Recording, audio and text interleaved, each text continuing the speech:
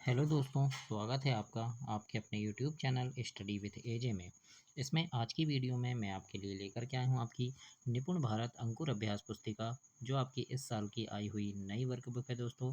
और कक्षा चौथी के लिए ये आई है, जिसमें पर्यावरण अध्ययन एवं गणित सप्ताह 1 से 10 तक दिया है। और आज इसमें हम विषय गणित देखेंगे और गणित में हम सप्ताह 10 आवधिक आकलन देखेंगे, जिसमें दिवस 1 से लेकर पूरा दिवस 6 तक पूरा आवधिक आकलन देखेंगे। इसमें किस प्रकार के प्रश्न हैं, कैसे उनको हल करना है, सारी चीज़ें इसमें देखते हैं। और दोस्तों, चैनल ध्यान से सब्सक्राइब कर देना।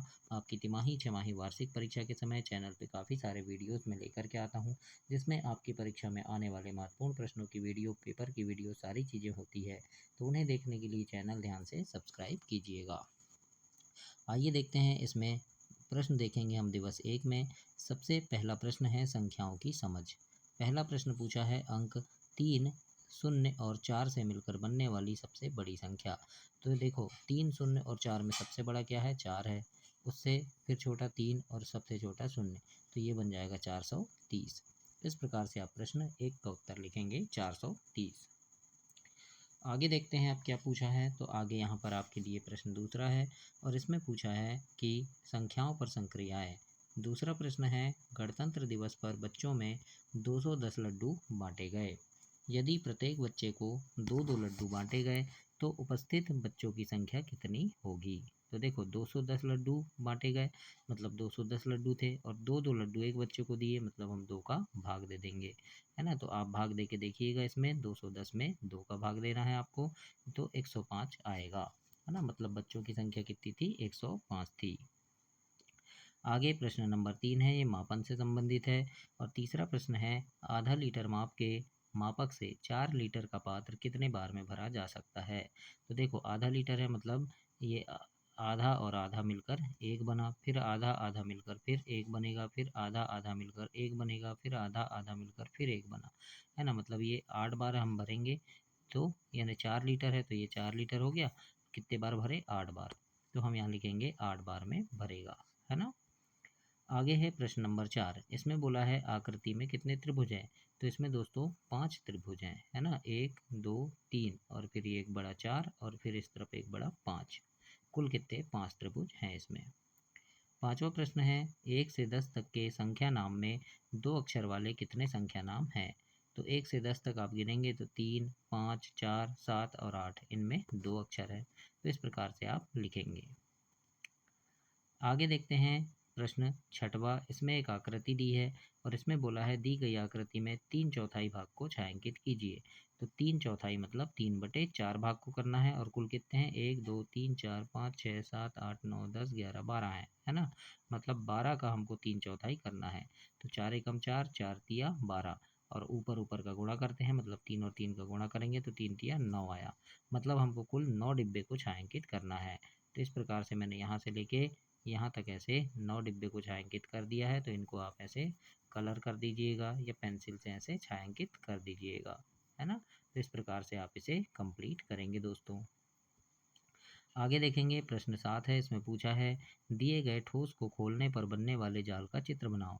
ये एक ठोस है, इसको हम खोलेंगे तो इस प्रकार से ये चित्र बनेगा। तो ऐसे आपको भी बनाना है। आगे है प्रश्न नंबर 8। इसमें पूछा है अपनी कक्षा में उपलब्ध 4 वस्तुओं के नाम लिखो जिनमें अधिक कोण बनता दिखाई दे रहा है।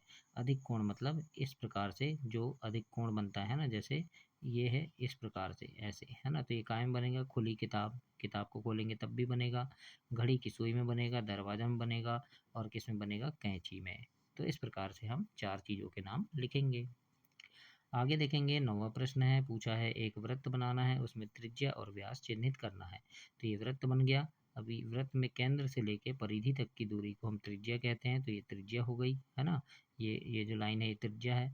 और व्यास मतलब जो वृत्त को 2 भागों में बांटता है उसको व्यास कहते हैं। तो यहाँ से एक लाइन खींचेंगे, ये 2 भाग में बांट रहा है, इसको हम व्यास कहते हैं। तो इस प्रकार से हम दोनों चीज़ों को यहाँ दर्शाएंगे। आगे देखेंगे अब क्या पूछा है। प्रश्न 10 है और इसमें बोला है कि दी गई आकृति में माचिस को किस ओर से देखा गया है? चित्र देखकर सामने खाली खाने में लिखना है। जैसे ये माचिस का चित्र है तो इसे हम ऊपर से देखेंगे, ये माचिस का चित्र है इसे सामने से देखेंगे, और ये इसको साइड से देखेंगे।